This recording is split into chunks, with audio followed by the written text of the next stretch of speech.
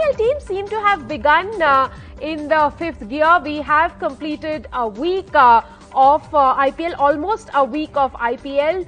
To talk about how has the start been like, I'm joined by South African legend and former RCB legend AB Villiers, who's right now in India enjoying some good time at the commentary box with Jio Cinema. Thank you very much, AB, for joining us on the broadcast.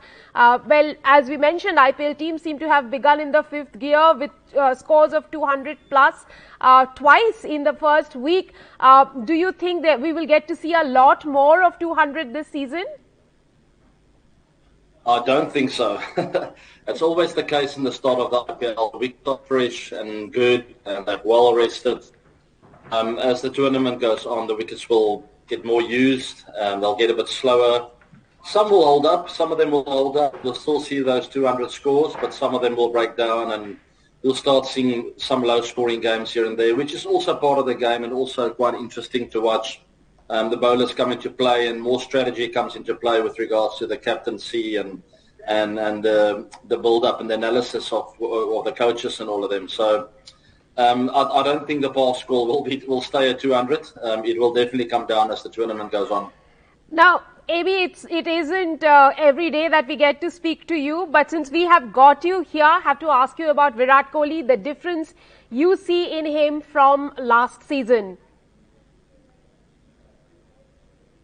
Well, we haven't seen a lot of him this season yet. It's a very good start for him, so it's a big improvement of what we've seen the last couple of seasons. I think he might, if I have to pick something, he looks fresh and happy. He looks light on his feet with regards to his energy and his spirit. You know, he just looks like he's enjoying it, and he's almost decided, you know what, I'm going to start putting pressure on myself, and I'm just going to have fun with my cricket. I'm not 25 anymore. Who knows how long I'm going to play.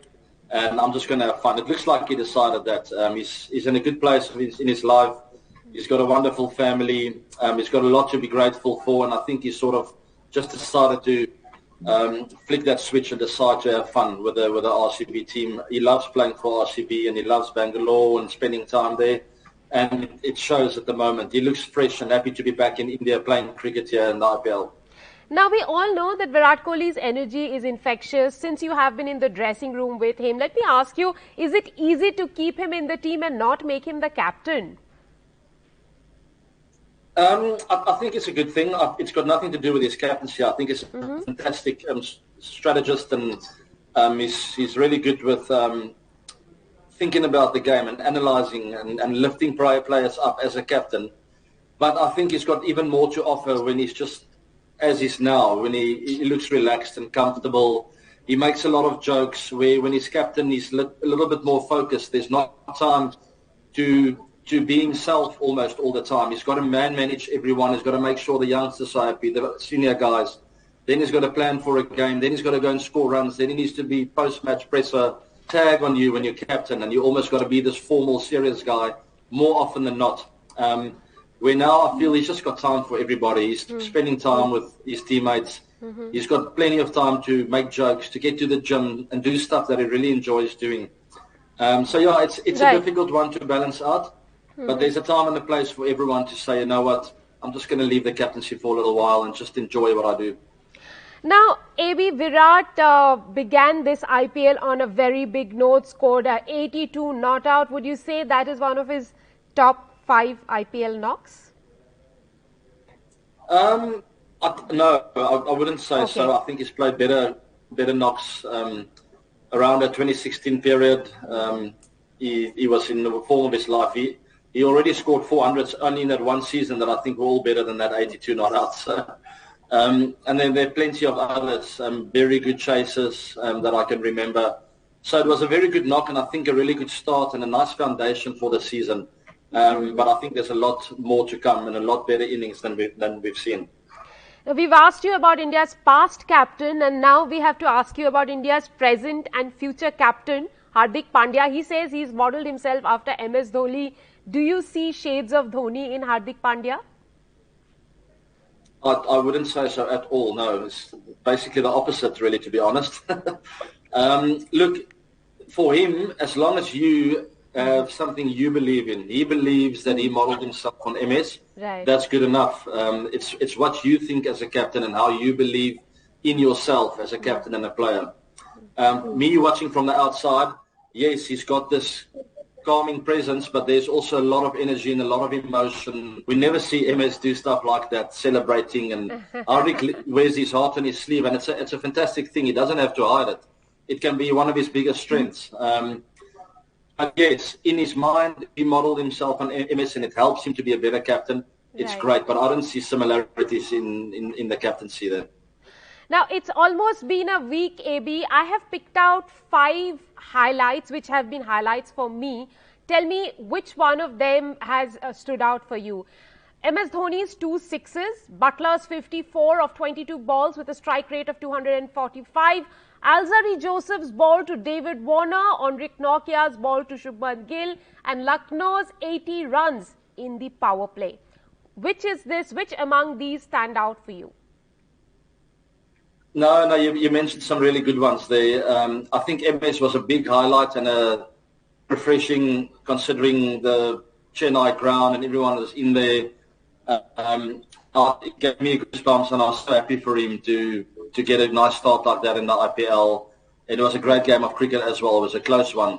But I'm going to have to go with one of my local boys, Henrik, getting off the plane. Absolutely. I told the commentators next to me, I don't know what this guy must be feeling like. He's been playing a full season there at home, series after series. He literally flew over at one night's rest, and he's been asked to go and bowl 145, 150 again. So I think that was very impressive of a fast bowler to get off and to find your rhythm immediately and to get some really good wickets in crucial periods of time. I think that stands out for me. So Enric Nortje is my pick. AB, you're not lighting up the cricket stadiums with your stroke plays this season, but certainly entertaining a lot of us through your comments in the comm box as a Geo Cinema commentator. Tell us, how has the transition been like for you? I've had a lot of fun. I've had a little bit of experience doing this in South Africa, which helped a lot. It's quite technical at times. You've got to know what you're doing behind that mic. So. But we have a very nice crew here, some fantastic people, really good friends of mine that I've become close with over the years. I think of Chris Gale and Scotty Styrus, Swan, Brett Lee, the list goes on, Anil and Robbie Utapa. And the amazing thing is that what I find very impressive is all the different languages that's been broadcasted. And maybe one day I can do a bit of commentary in the Punjabi language, who knows?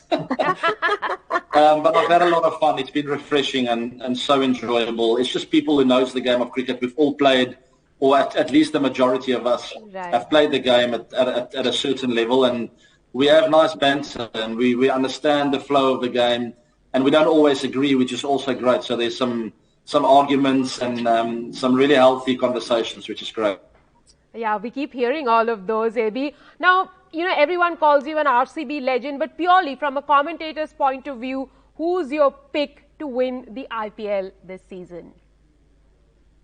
Very difficult one. A long time ago in the auction, we did a live stream, and I said that Gujarat's going to go back-to-back, the Titans. So I'm going to stick to that, even though I really want RCB to win.